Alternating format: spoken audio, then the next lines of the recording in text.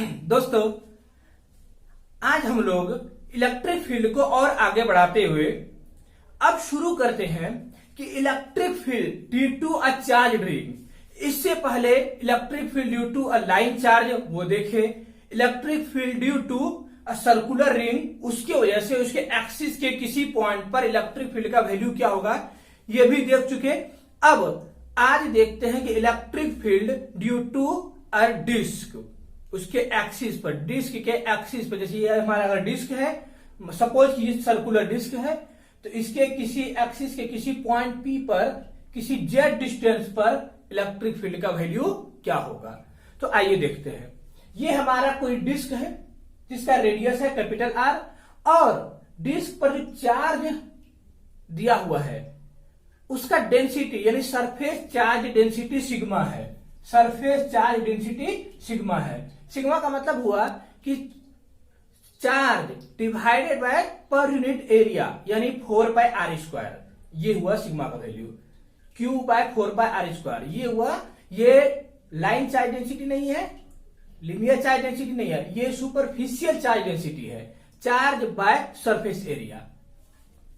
तो ये एक डिस्क है जिसका रेडियस है कैपिटल आर और सरफेस चार्ज डेंसिटी है sigma.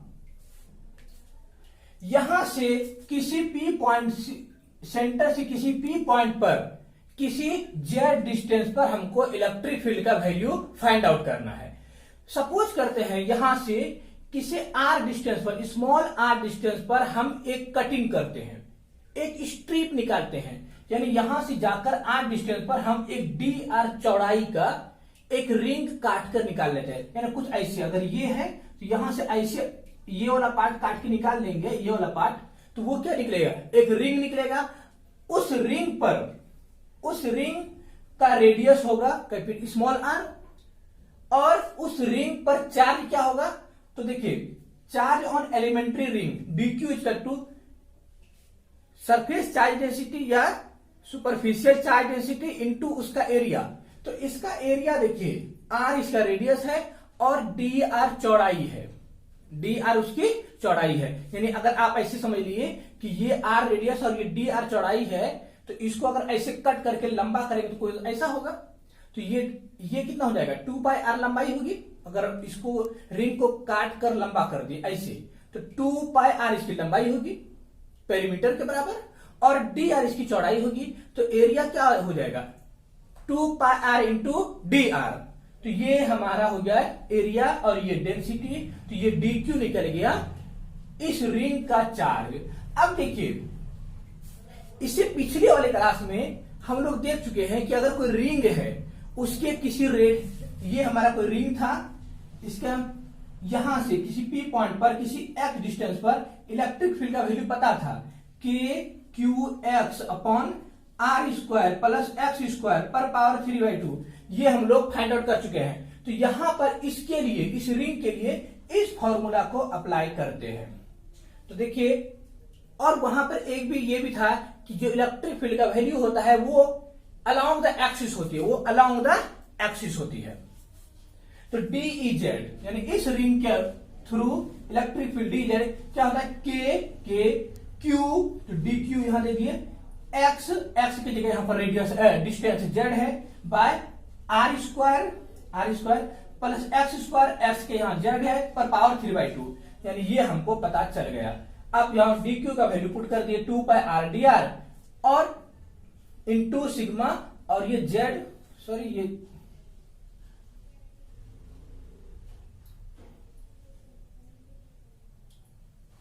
Into z by r² plus z² पर पावर 3/2।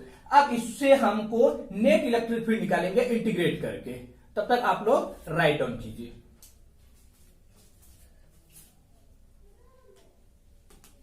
अब इसकी को फिर आगे बढ़ाते हैं। तो EZ इक्वल क्या करेंगे, सबको इंटीग्रेट कर देंगे। सबको इंटीग्रेट करेंगे, तो हमने इंटीग्रेट कर दिया, जो कांस्टेंट टर्म था उसको बाहर निकाल दिए। 2π सिग्मा डेंसिटी है, वो कांस्टेंट है। के तो पता है 1/4πε0। हम लोग हर जगह शॉर्ट में के को, कैपिटल के को यूज करते हैं, क्लोज कांस्टेंट।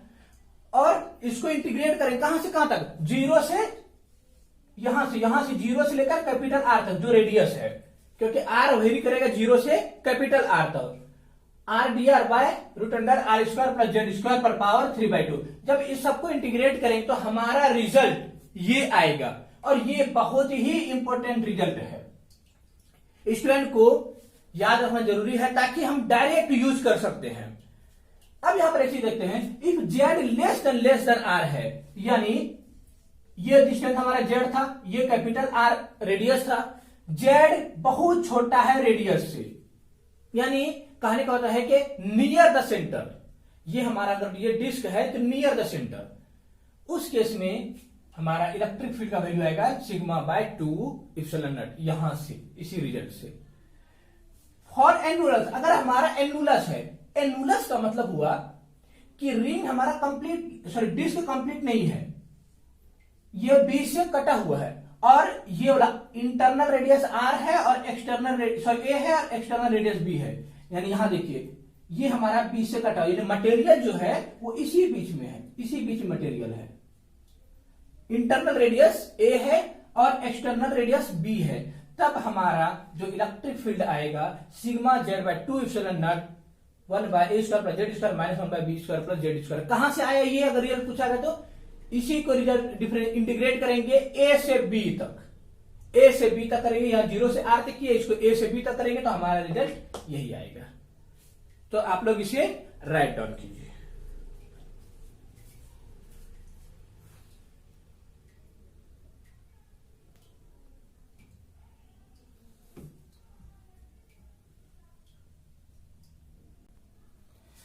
अब हम लोग आगे बढ़ते हैं और चलते हैं electric field of circular arc.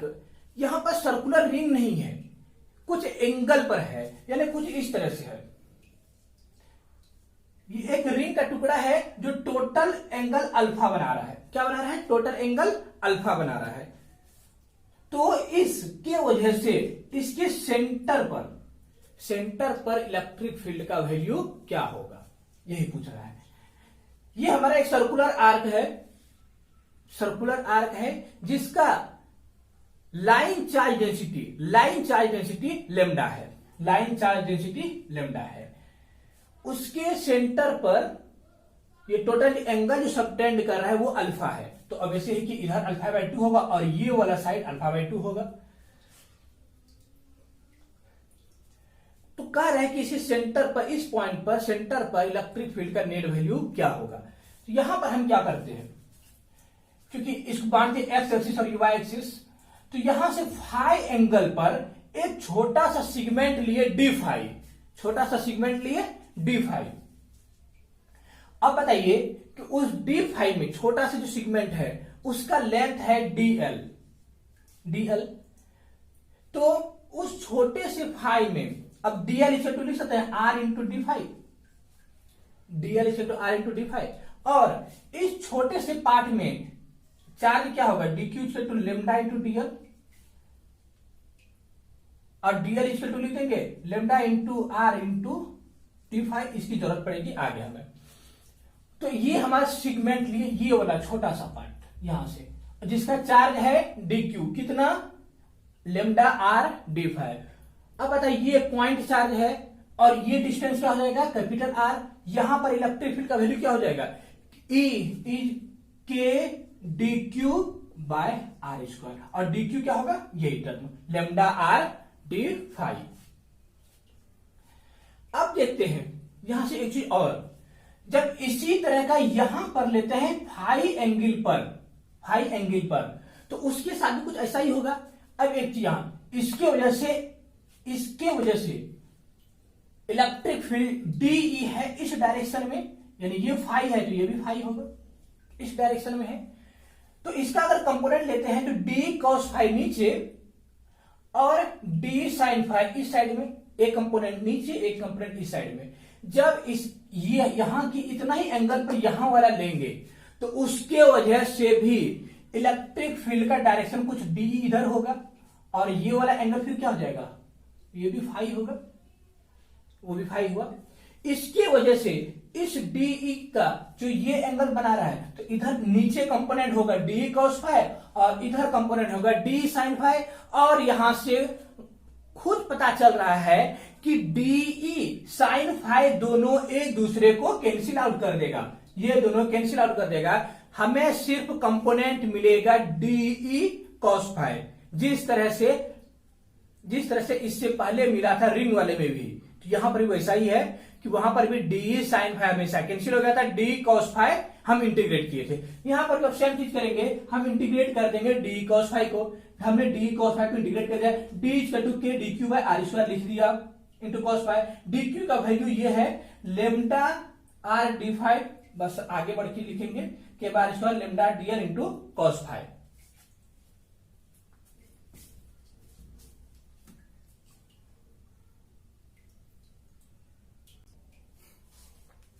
अब देखते हैं यहां पे, तो हमारा क्या होता है इक्वल के लेमडा बाय आर। अब इंटीग्रेट करेंगे माइनस अल्फा बाय 2 से प्लस अल्फा बाय 2 तक। देखिए पूरा एंगल था अल्फा, तो आधा कितना हो गया अल्फा बाय 2 इधर, अल्फा बाय 2 इधर, तो इधर वाला अगर लेते हैं प्लस अल्फा बाय 2 तो इधर वाला क्या हो जाएगा माइनस अल्फा बाय 2। यानी ये कह सकता है एंगल वेरी कर रहा है, एंगल वेरी कर रहा है माइनस अल्फा बाय 2 से प्लस अल्फा बाय 2 तक। हम इंटीग्रेट करेंगे माइनस अल्फा बाय 2 से प्लस अल्फा बाय 2 तक। हमने इंटीग्रेट कर दिया, हमारा ये रिजल्ट आया। अब इसमें से एक क्वेश्चन भी देखते हैं। देखिए अभी जो हम लोगों ने स्टडी किया electric field due to a circular arc, उसी पर एक क्वेश्चन लेते हैं। इस क्वेश्चन में कह रहा है कि electric field, find out the electric field at the centre of the semi circle. ये हमारा एक सेमी सर्कुलर आर्क है, उसके सेंटर पर इलेक्ट्रिक फील्ड का वैल्यू निकालना है। रेडियस दिया हुआ है स्मॉल a और लीनियर चार्ज डेंसिटी लेमडा दिया हुआ है। तो देखते हैं इसको कैसे फाइंड आउट करेंगे। अभी देखिए हम लोगों ने सर्कुलर आर्क का जो इलेक्ट्रिक फील्ड का जो फॉर्मूला यूज किया, फॉर्मूला डिराइव किया, वो यही था हमारा is equal to 2k lambda by r sine alpha by 2। तो अब देखिए यहां पर हमारा 2 हो गया, k का तो वैल्यू पता है 4 pi epsilon naught into 4 pi epsilon naught, और रेडियस क्या हुआ है a, तो हमने a, और ये हमारा हो गया ऊपर में लेमडा साइन। पूरा एंगल हमारा होता है अल्फा, तो पूरा एंगल अगर सेमी सर्कुलर आर्क है तो पूरा एंगल कितना होगा 180 डिग्री। तो यानी ये हमारा हो जाएगा 180 डिवाइडेड टू साइन, ये हो गया साइन 90, और साइन 90 का वैल्यू होता है 1, यानी ये हमारा टर्म हो गया 1, ये 1 हो गया। 2 से ये 2 कैंसिल हो गया, तो हमारा बच गया ऊपर में lambda by 2 pi epsilon naught, और ये हमारा a, यानी हमारा आंसर है C। अब देखते हैं कि अगर हमारा सर्कुलर आर्क है तो उस केस में इलेक्ट्रिक फील्ड का वैल्यू क्या होगा उसके सेंटर पे। ये हमारा एक सर्कुलर आर्क है जिसका रेडियस दिया हुआ r, charge per unit length lambda दिया हुआ है। तो इसका इलेक्ट्रिक फील्ड क्या हो जाएगा सेंटर पे, और वो सेंटर पे जब भी होगा तो ये हमारा हुआ इलेक्ट्रिक फील्ड E। तो हमको फॉर्मूला पता है equal to 2k lambda by r sine alpha by 2, और यहां पर अल्फा क्या होगा, यही हमारा अल्फा होगा जो 90 डिग्री होगा। तो sine alpha by 2 sine 90 degree by 2 यानी साइन 45 डिग्री। साइन 45 डिग्री का वैल्यू √2 या 1/√2, 1/√2, तो ये √2 हो जाएगा। यानी अगर इसका वैल्यू हमारा अगर 1/√2 हुआ तो ये √2 से √2 कैंसिल हो जाएगा, तो हमारा वैल्यू आएगा √2k लेमडा बाय आर। लेकिन ये जो है हमारा इलेक्ट्रिक फील्ड ये वाला है, E का वैल्यू आया। अगर हमको कंपोनेंट्स कहेंगे निकालने के लिए, अगर कंपोनेंट्स निकालना है EX अगर EY निकालना है, तो देखिए ये जो एंगल होगा ये भी 45 डिग्री और ये भी 45 डिग्री। ये जो E है EX और EY का कंपोनेंट है, सॉरी EX और EY E का कंपोनेंट है। तो हम लिख सकते हैं vector E equal to EXI plus EYJ। Suppose के लिए मान लेते हैं EX और EY इक्वल टू E0 है, दोनों कंपोनेंट का वैल्यू सेम होगा क्योंकि एंगल 45 डिग्री है।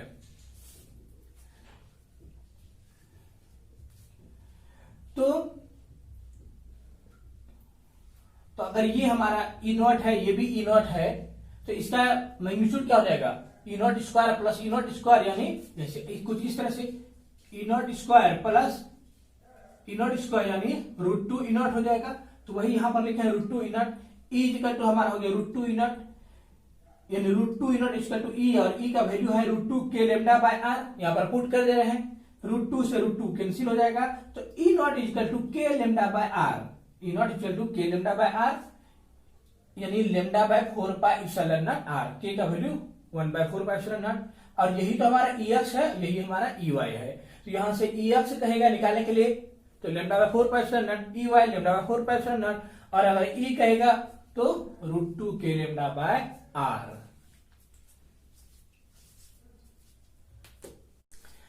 डियर स्टूडेंट्स, अब हम लोग देखते हैं इलेक्ट्रिक फील्ड लाइंस, और किसी भी एग्जाम में यहां से क्वेश्चंस आता है और इजी क्वेश्चन आता है जो बनने वाला रहता है।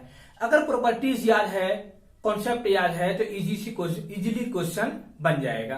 तो आइए देखते हैं electric field, it is an imaginary line और curve drawn in space so that the tangent to the line at any point gives the direction of electric field at that point। यानी स्पेस में हमारा कोई line है या कोई curve है जिस पर किसी पॉइंट पर टेंजेंट डालेंगे तो वो उस पॉइंट पर इलेक्ट्रिक फील्ड का डायरेक्शन बताएगा। इस तरह की जो भी लाइन है या कर्व है, उस तरह के लाइन को या कर्व को जिस पर किसी फिक्स पॉइंट पर टेंजेंट डालने पर वो उस पॉइंट का इलेक्ट्रिक फील्ड का डायरेक्शन बताएगा, इस तरह के लाइंस को कहते हैं इलेक्ट्रिक फील्ड लाइंस। जैसे हम P पॉइंट पर टेंजेंट डाले तो P पॉइंट पर इलेक्ट्रिक फील्ड का डायरेक्शन बता दिया, Q पॉइंट पर डाले तो Q पॉइंट पर इलेक्ट्रिक फील्ड का डायरेक्शन बता दिया। तो इस तरह के लाइंस को कहते हैं इलेक्ट्रिक फील्ड लाइंस। अब अगर इसका प्रॉपर्टीज देखते हैं तो प्रॉपर्टीज बहुत इंपॉर्टेंट है, बहुत कॉन्सेप्चुअल है, याद रखना है सबको। कह रहे हैं प्रॉपर्टीज में first property, it is an imaginary line, it is an imaginary line, sorry properties में है it is a path on which a positive space charge will tend to move if free to do so. कह रहा है कि ये ऐसा path है, electric field line ऐसा पाथ है जहां पर अगर किसी पॉजिटिव चार्ज को हम फ्रीली मूव कराएंगे, सपोज यहां पर हम +Q चार्ज को फ्रीली मूव कराएंगे, तो वो जो पाथ फॉलो करेगा, वो जो भी पाथ फॉलो करेगा वही इलेक्ट्रिक फील्ड लाइंस होगा। ये हमारा फर्स्ट पॉइंट कह रहा है। अगर फ्रीली छोड़ देंगे किसी पॉजिटिव चार्ज को तो वो जो भी पाथ फॉलो करेगा वही हमारा इलेक्ट्रिक फील्ड लाइंस होगा।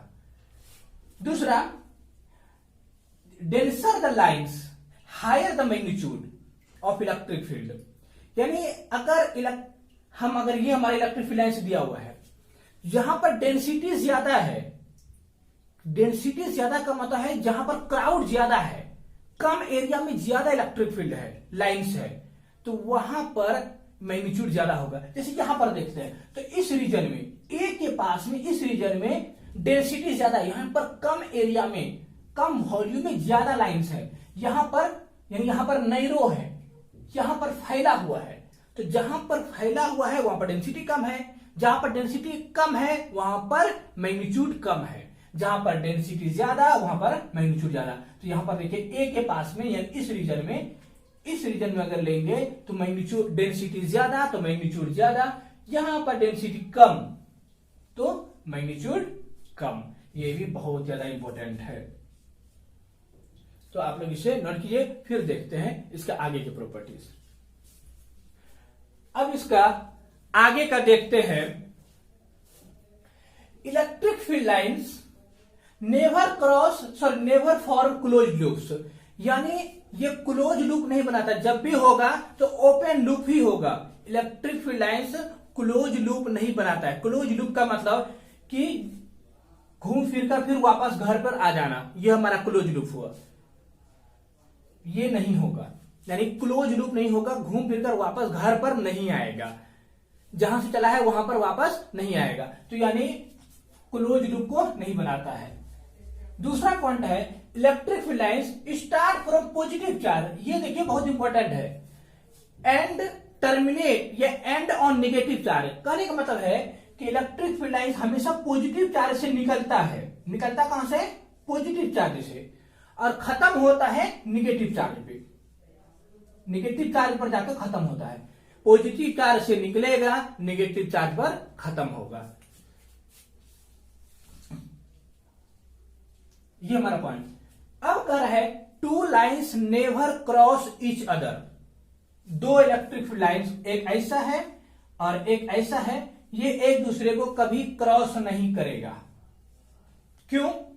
अगर रीजन पूछा जाए क्यों, तो इस पॉइंट पर देखिए, जहां पर क्रॉस हो रहा है, जहां पर इंटरसेप्ट हो रहा है, उस पॉइंट पर दो दो लाइंस मिल जाएगा, दो दो डायरेक्शन मिल जाएगा, जो कि पॉसिबल नहीं है। ये हमारा थर्ड पॉइंट हुआ। Next point, lines of force. Electric field lines को ऐसे और बताना भूल गए।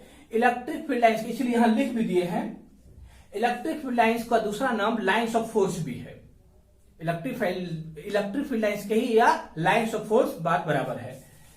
तो कह रहा है इलेक्ट्रिक फील्ड लाइंस स्टार्ट और एंड नॉर्मली, यानी जहां पर भी टर्मिनेट होगा या जहां से निकलेगा, नॉर्मली निकलेगा, परपेंडिकुलरली, किसी एंगल पर नहीं, परपेंडिकुलरली निकलेगा।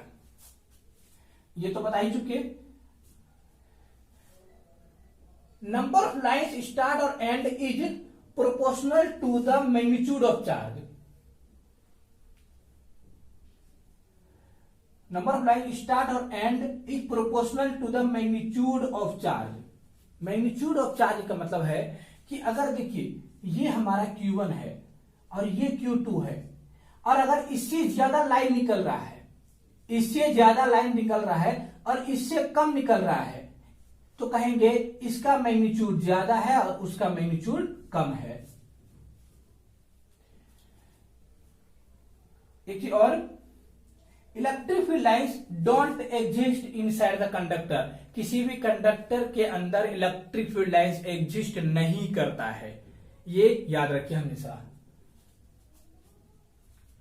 अब देखते हैं इस तरह के केस में कि अगर ये कुछ केस में इलेक्ट्रिक फील्ड लाइंस किस तरह से होगा, उसको देखते हैं। अगर हमारा कोई पॉजिटिव चार्ज है, कोई सिंगल पॉजिटिव चार्ज है, सिंगल पॉजिटिव चार्ज, तो उससे और पॉजिटिव चार्ज से इलेक्ट्रिक फील्ड लाइंस या लाइंस ऑफ फोर्स बाहर निकलता है, और बाहर जब भी निकलेगा तो रेडियली आउटवर्ड, नॉर्मली, परपेंडिकुलरली। तो यहां से देखिए सब डायरेक्शन में निकल रहा है, लेकिन सब परपेंडिकुलरली निकल रहा है। ये हमारा 90 डिग्री है, ये भी 90 डिग्री है, ये भी 90 डिग्री है। अगर नेगेटिव चार्ज है तो वहां पर क्या होगा? टर्मिनेट होगा, अंदर आएगा, लेकिन जब भी आएगा तो नॉर्मली आएगा। ये हमारा हुआ 90 डिग्री, ये 90 डिग्री, देखिए सब 90 डिग्री है, रेडियली इनवर्ड। अगर दो सिमिलर चार्ज है, माने दो अगर पॉजिटिव चार्ज है, तो दो अगर पॉजिटिव चार्ज को अगर क्लोज लाएंगे तो चूंकि दोनों से निकलेगा, तो देखिए कुछ इस तरह से होगा, दोनों से निकल रहा है इलेक्ट्रिक फील्ड लाइंस। अगर मान लेते हैं कि ये Q1 है, ये Q2 है,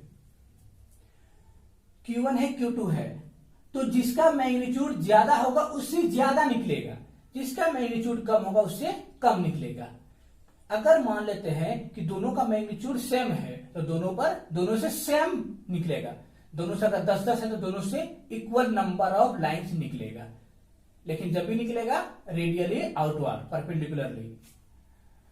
यहां पर देखिए दो सिमिलर चार्जेज है तो डिसिमिलर चार्जेज है, एक हमारा प्लस Q है, दूसरा माइनस Q है, एक पॉजिटिव है, एक नेगेटिव है। तो देखिए प्लस से निकल रहा है और नेगेटिव पर खत्म हो रहा है, पॉजिटिव से निकल रहा है, नेगेटिव पे खत्म हो रहा है। अगर दोनों का मैग्नीट्यूड सेम है तो यहां से जितना निकलेगा यहां पर उतना ही खत्म होगा। यहां से अगर 10 निकलेगा तो यहां 10 खत्म होगा। लेकिन अगर दोनों का मैग्नीट्यूड सेम नहीं है, मान लेते हैं कि ये Q1 का मैग्नीट्यूड ज्यादा है, Q2 का मैग्नीट्यूड कम है, मान लेते हैं कि Q1 का मैग्नीट्यूड ज्यादा है, Q2 का मैग्नीट्यूड कम है, तो वैसे केस में यहां से ज्यादा निकलेगा, यहां पर कम टर्मिनेट होगा, कहीं और जाके खत्म होगा इंफिनिटी पर। अगर मान लेते हैं कि Q1 का ज्यादा वैल्यू है, Q2 का कम है, तो यहां से ज्यादा निकलेगा, यहां पर कम खत्म होगा। अगर Q2 का मैग्नीट्यूड ज्यादा है, Q1 का कम है तो यहां से कम निकलेगा, यहां पर ज्यादा टर्मिनेट होगा। तो ये थोड़ा सा सुनने में अजीब टाइप का लग रहा है, लेकिन ऐसा ही होगा। तब क्या होगा, तब कुछ इंफिनिटी से लाइंस आएगा और इस पे टर्मिनेट होगा। तो अब कुछ क्वेश्चंस देखते हैं जो अभी थ्योरी पढ़े उसके बारे में, उससे रिलेटेड कुछ क्वेश्चंस देखते हैं। तो ये है फर्स्ट क्वेश्चन, कह रहा है in this figure electric field lines are shown, electric field lines दिखाया हुआ है। तो उससे रिलेटेड ये है कि कहां पर ए बी सी 3 पॉइंट है, तो मैग्नीट्यूड के बारे में रिलेशन बताना है, कहां पर ज्यादा है कहां पर कम है। तो यहां पर एक प्रॉपर्टी में से सेकेंड नंबर की प्रॉपर्टी ये थी कि डेंसिटी जहां पर ज्यादा होगा, डेंसर जहां पर लाइन से ज्यादा होगा वहां पर मैग्नीट्यूड ज्यादा होगा, जहां पर डेंसर कम होगा वहां पर मैग्नीट्यूड कम होगा। तो यहां पर और यहां पर एक जैसा डेंसिटी है, तो अगर यहां पर एक जैसा डेंसिटी है तो EA और EC यहां पर और यहां पर मैग्नीट्यूड सेम होगा। यहां पर डेंसिटी कम है, यहां पर डेंसर कम है, तो वहां तो बी इस रीजन में मैग्नीट्यूड भी कम होगा इलेक्ट्रिक फील्ड का। इसका मतलब है कि यहां पर ज्यादा, यहां पर कम। तो हमारा आंसर हो गया 3 नंबर। अब नेक्स्ट क्वेश्चन को देखते हैं। 4 पैटर्न दिया हुआ है, तो कह रहा है इन चारों में से कौन सा पैटर्न पॉसिबल नहीं है। इसको देखते हैं, ये पॉसिबल है। अगर यूनिफॉर्म इलेक्ट्रिक फील्ड है तो हमारा ग्राफ पैटर्न कुछ ऐसा होगा, मैग्नीट्यूड भी सेम और डायरेक्शन भी सेम, यानी डायरेक्शन सेम है और मैग्नीट्यूड का मतलब है अगर ये गैप घट बढ़ नहीं रहा, एरिया ना नैरो हो रहा है ना ही डेंसर हो रहा है ना ही घट रहा है, तो ये हमारा हुआ यूनिफॉर्म इलेक्ट्रिक फील्ड लाइंस। ये देख लीजिए, अगर कोई पॉजिटिव चार्ज है तो पॉजिटिव चार्ज से बाहर निकलता है रेडियली आउटवर्ड। ये भी देखिए, ये भी पॉसिबल है। क्या ये पॉसिबल है? तो ये पॉसिबल नहीं है। उसमें से प्रॉपर्टी में से एक प्रॉपर्टी था कि electric field lines never form close loop. क्या ये क्लोज लूप बना रहा है? बिल्कुल बना रहा है। जहां से चल रहा है वहीं पर वापस आ रहा है, तो ये पॉसिबल नहीं है। क्या ये पॉसिबल है? ये भी पॉसिबल है, क्योंकि पॉजिटिव चार्ज अगर रहेगा तो पॉजिटिव चार्ज से बाहर निकलता है, यहां पर बाहर निकल रहा है, यानी ये और ये दोनों तो एक ही है। अगर इतना सा अगर ढक दें तो सेम ही है ये और ये। तो ये क्वेश्चन को देखिए, फिर और कुछ क्वेश्चन अब देखते हैं इस न्यू क्वेश्चन को। इस क्वेश्चन में कह रहा है a few electric field lines are shown. ये हमारा 2 चार्ज है Q1 और Q2, दोनों का इलेक्ट्रिक फील्ड लाइंस दिया हुआ है। तो पूछ रहा है इसमें से, और ये क्वेश्चन में एक से ज्यादा आंसर सही है। ये IIT JEE 2010 का क्वेश्चन है, इसमें एक से ज्यादा करेक्ट आंसर है, यानी मल्टीपल आंसर है। तो देखिए इसमें से पहला है Q1 greater than Q2, Q1 का मैग्नीट्यूड Q2 से ज्यादा है। दूसरा है Q1 लेस देन Q2। पहले उस दोनों को देख लेते हैं, फिर बाकी इन दोनों को देखेंगे। अगर इसको देखते हैं, एक प्रॉपर्टी था कि इलेक्ट्रिक फील्ड लाइंस जो बाहर निकल रहा है या टर्मिनेट हो रहा है, या स्टार्ट हो रहा है या एंड हो रहा है, ये डिपेंड करता है उसके यानी चार्ज के मैग्नीट्यूड पर। चार्ज का मैग्नीट्यूड ज्यादा होगा तो नंबर ऑफ लाइंस ज्यादा होगा। अब देखिए, यहां से ज्यादा लाइंस निकल रहा है और यहां पर कम टर्मिनेट हो रहा है। इसका मतलब है कि इसका मैग्नीट्यूड ज्यादा है, इसका मैग्नीट्यूड कम है। तो ये हमारा हो गया पहला सही है, Q1 ग्रेटर देन Q2। अब अगर नेचर के बारे में देखते हैं तो इसका ये पॉजिटिव होगा या ये पॉजिटिव होगा, ये नेगेटिव होगा या ये नेगेटिव होगा, क्या होगा? तो यहां पर एक प्रॉपर्टी है कि अगर इलेक्ट्रिक फील्ड लाइंस निकल रहा है तो चार्ज पॉजिटिव होगा, यानी electric field lines start from positive charge and terminate या end on negative charge. Positive charge से स्टार्ट होता है और नेगेटिव चार्ज पर जाके खत्म होता है। तो यहां पर Q1 से निकल रहा है और Q2 पर खत्म हो रहा है। इसका मतलब है कि ये पॉजिटिव है और ये नेगेटिव है। हम दो चीज पता कर लिए, एक पहला ऑप्शन सही है, दूसरा ये पॉजिटिव है और ये नेगेटिव है। अब देखिए, अब इस दोनों ऑप्शन को चीज करते हैं। At a finite distance to the left of Q1 के लेफ्ट में इलेक्ट्रिक फील्ड इज 0। अब देखिए, कह रहा है इसके इधर इलेक्ट्रिक फील्ड 0 होगा। ठीक है, देखते हैं। अगर मान लेते हैं ये पॉइंट है, इस पॉइंट पर Q1 के वजह से इलेक्ट्रिक फील्ड का डायरेक्शन इधर होगा और इसके वजह से इलेक्ट्रिक फील्ड का डायरेक्शन इधर होगा। इलेक्ट्रिक फील्ड तो यहां पर 0 हो सकता है या नहीं भी हो सकता है। अब कैसे जानेंगे होगा कि नहीं होगा? देखिए, इलेक्ट्रिक फील्ड KQ/R ये है, ये फॉर्मूला होता है। अगर E1 का लेंगे तो E1 इक्वल टू KQ1/R1 और E2 लेते हैं E2 तो KQ2/R2 ये हमारा है। अब देखिए, इधर वाला ये जो E1 है ये वाला है, इधर वाला, इसमें K तो दोनों में है, ओके। Q1 ज्यादा है और R1 कम है।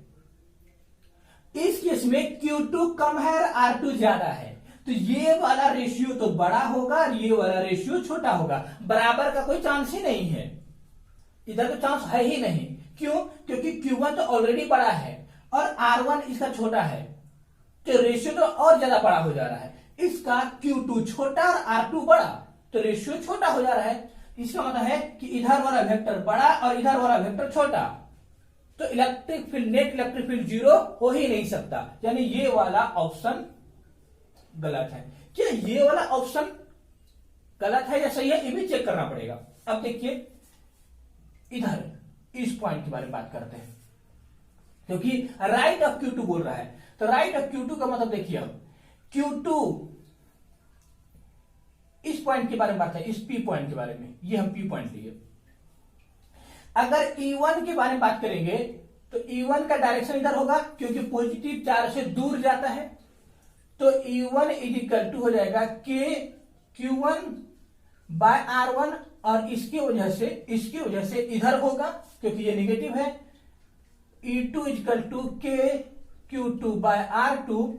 अब देखिए, इसमें से E1 का Q1 बड़ा है, R1 भी बड़ा है और इसका Q2 छोटा है तो R2 भी छोटा है। इसका Q1 बड़ा है तो R1 भी बड़ा है, Q2 बड़ा है तो R2 भी बड़ा है।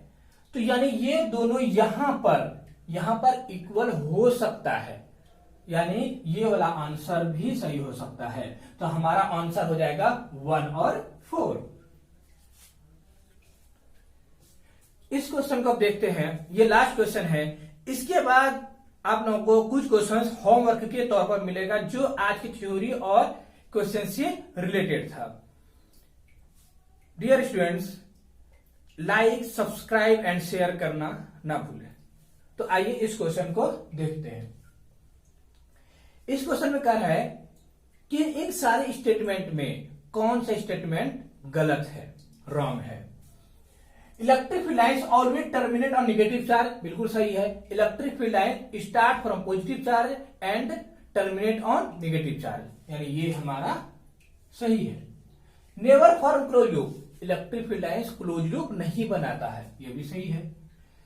Never intersect each other, electric field lines एक दूसरे को इंटरसेक्ट या क्रॉस नहीं करता है, ये भी सही है। They are always straight lines, नहीं, ये कर्व भी हो सकता है, स्ट्रेट लाइन भी हो सकता है, तो ये हमारा गलत है। तो हमारा आंसर हो जाएगा डी। डियर स्टूडेंट्स, अब आप लोगों को मिलता है कुछ क्वेश्चंस होमवर्क के लिए। आज जो भी हम लोगों ने किया या पिछले क्लास में, उससे रिलेटेड कुछ क्वेश्चंस है जो आप लोगों को सॉल्व करना है और उसका आंसर आप लोगों को कमेंट बॉक्स में दिया हुआ है। आप लोग ये देखिए कि इन 8 क्वेश्चंस में आपके कितने क्वेश्चन सही होते हैं। कोशिश कीजिए ज़्यादा से ज़्यादा क्वेश्चन सही करने के लिए और हमारे चैनल पर बने रहिए। तब तक के लिए बाय बाय, गुड नाइट।